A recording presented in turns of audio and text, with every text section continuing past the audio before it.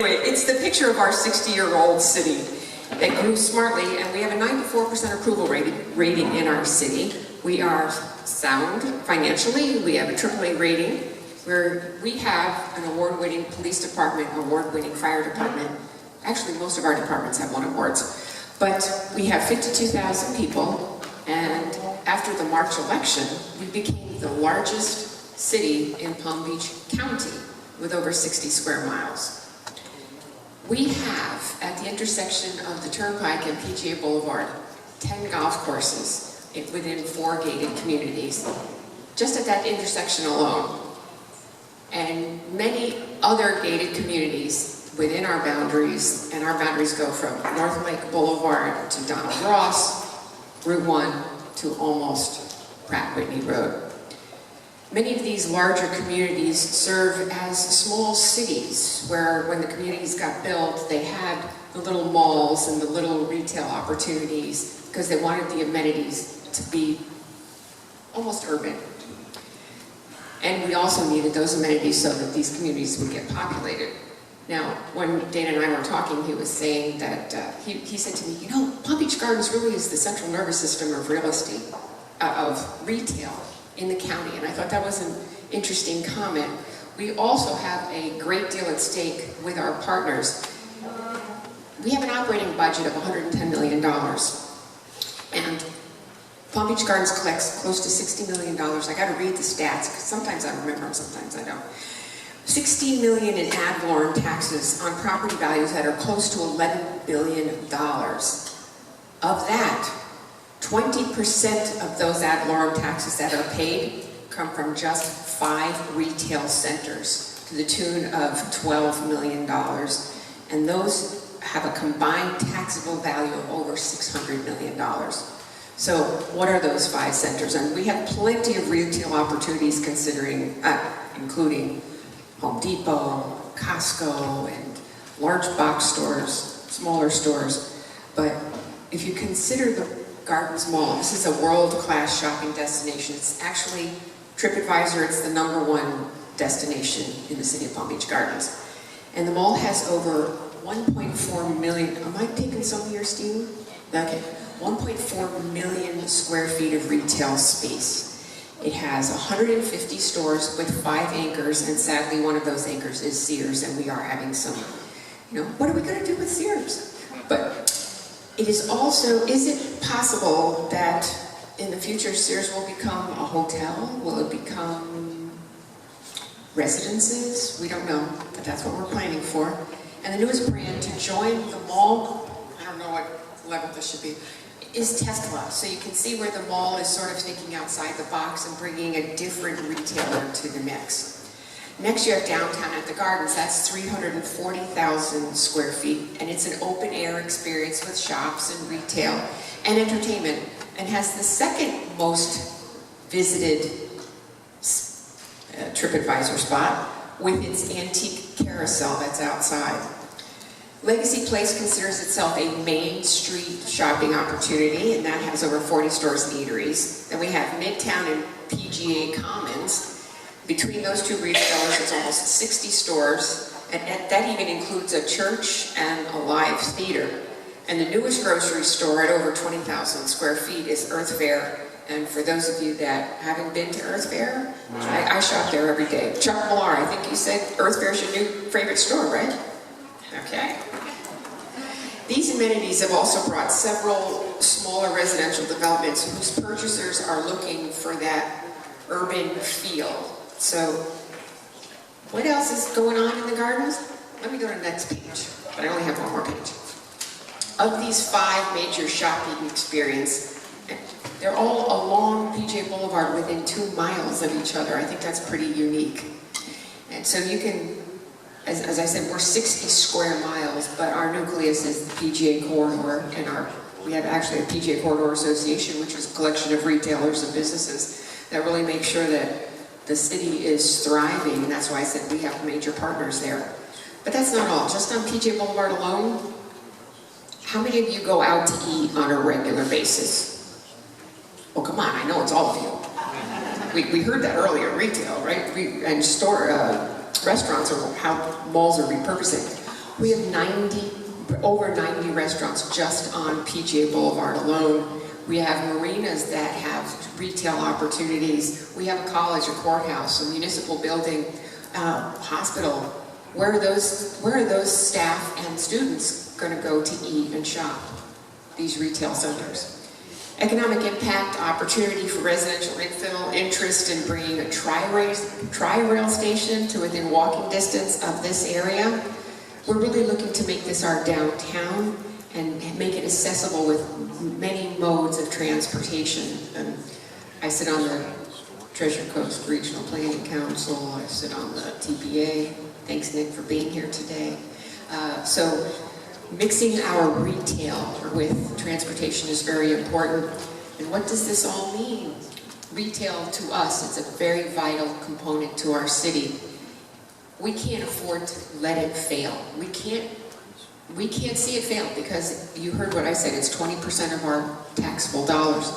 So we might need to change our thinking when it has to do with zoning.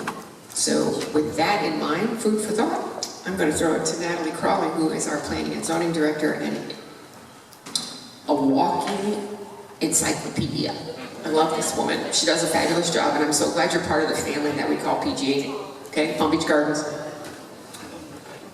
Thank you, Mayor, as always, for your awesome support. Thanks to the Planning Congress for, I don't know if I'm too loud, so just let me know if you can't hear me or... Thanks to the Planning Congress for inviting gardens to the table. It's really nice to hear what's going on nationally, regionally. Excellent speakers this morning, and I'm very pleased to present an overview of what's going on locally in the gardens. So, I think that it's been covered by the mayor that gardens is a mega retail destination. We're a retail juggernaut. This was primarily due to the Gardens Mall being a major catalyst back in the 80s. For not only the city's growth, but much of the retail to surround it. This, of course, followed by the construction of Legacy Place, which is about 500,000 square feet, downtown at the Gardens to follow, about 340,000. And you can see some stats here. This is recent data. Gardens has, on average, higher household income spending. Our wealth is a little bit higher, but if you look at the input, the spending inflow of $470 million per year on an annual basis, you can clearly see that Palm Beach Gardens is a substantial regional retail destination. So with that being said, we've heard a lot of what's going on nationally, regionally. We have been impacted, most definitely, by some of these trends. We've seen firsthand the struggling big box climate. We have Toys R Us, flags are out right now, it's going out of business. We have Sports Authority closed its doors. Gander Mountain, that was a big story in the news. That closed its doors. Legacy Place recently tried to sell, they failed, largely due to the retail market, that's what they indicated to us. So we've seen the struggle of big box in the city, that's for sure. Downtown at the Gardens has desperately tried to rebrand itself. It was constructed back in the 90s as a lifestyle center. Nobody even uses that term anymore. Lifestyle center is just, it's an obsolete term. And quite frankly, there were some fundamental design flaws that were included to begin with, which enabled the failure. And I actually have some slides that I'll show a little bit later on in my presentation. But over the last year, staff has spent a lot of time with the owners of Downtown at the Gardens, trying to introduce new uses that are more trending, and certainly a certain amount of density, hotel, office. I have some slides on that a little bit later on. The Gardens Mall, our mayor spoke about, we've seen some changes in the Gardens Mall, that's for sure. They're bringing new attractions, they're focusing more on events. We have Tesla that was just recently opened, and for us planning geeks out there, we had to do a zoning code amendment to create an electric vehicle showroom, which policy has to keep up with these new trends, and that's one of the things that we did in order to allow Tesla in the Gardens Mall. And of course, this is all due to the big rise and fall of the anchor department store, Sears, Macy's, here in a completely appropriate location. Thumbs up to the Planning Congress for thinking of this venue, because it's awesome. Earth Fair, our mayor spoke about that. That's 25,000 square feet. on PGA Boulevard, despite the fact that there is a Whole Foods, a Trader Joe's, and a Greenwise Publix a mile away. So that is a really strong indicator that grocery and organic grocery is a very strong market in our area. And something that I did want to mention, I find it interesting, that over the last 5 years there's new uses that we have been confronted with in our planning department that we didn't see before. Child care centers in retail strip shopping centers. That's new, and we've struggled with that. Proposed daycare, proposed childcare next to bars, next to restaurants that are lively, are receiving, they sell alcohol, other retail that sell other things. So that's something new that we've seen over the last 5 years or so. Freestanding emergency, I know Dale mentioned medical, that's certainly a trend that we've been seeing as well, as traditional retail shopping centers struggle and find adaptive uses for their centers. So is this the end as we know it? And I think that the speakers beforehand clearly have indicated that no, it is not. There's still strong retail markets, but adaptation is necessary. And it's just not the Amazon effect, online shopping, it's very complex. You have to take a good hard look at demographics, and you have to take a good look at your local area as to what's thriving and what's in demand. In Garden's particular area, we know that luxury and service is still a very strong market. It will continue to generate business. And according to the ICSC, which was our last speaker, 1/3 of existing malls within the next 10 years are projected to close. Wow. Gardens Mall is not one of those malls. In fact, Gardens Mall is a top performer, with its sales per square foot being 50% more than the average retail mall. So the Gardens Mall is a big contender, but in order for it to stay competitive, it too will have to adapt. And we've seen that. We've seen the Gardens Mall introduce restaurants, introduce uses. We have a furniture store that's opening there. Furniture, another use that, very hard to buy a couch online, but people want to sit on that couch and feel that furniture. There's certainly uses that are strong and are trend not to the online purchase. So the Gardens Mall, along with the introduction of restaurants, will need to continue to be competitive, particularly with the demographic changes that are occurring. The juggernaut being the millennial group, where they simply are the largest spending group to be coming up. They don't spend in the same way as the boomers. They prefer experience over the actual shopping. This experience is very important to them. They dine out twice as often as the boomers.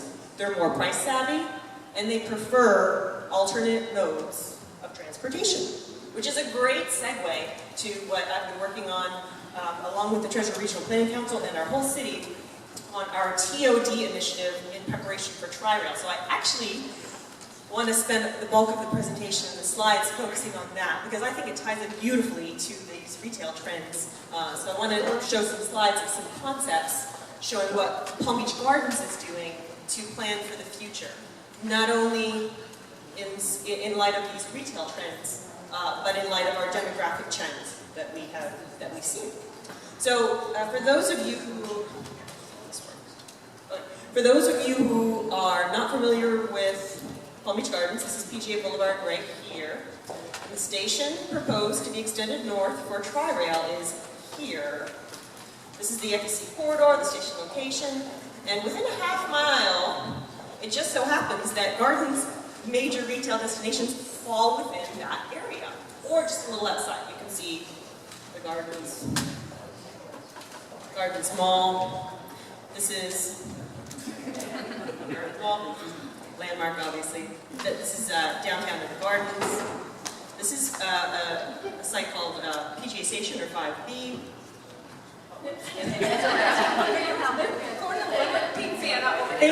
Thank you. And then this is just south of PGA is Legacy Place.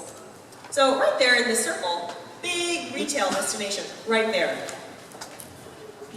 So I'd like to show some concepts and some ideas that are brand new. They were just shown to our council, just our last city council meeting. This is based on our demographic changes, showing what surpluses we have in our city in terms of land uses and what deficiencies we have. You're going to see themes in some of these. In gardens, and within this half-mile area, we know that we are short on multifamily residential. It may not be apartments, it may not be apartments, it could be townhomes or condos, but the idea of introducing multifamily housing is certainly a trend.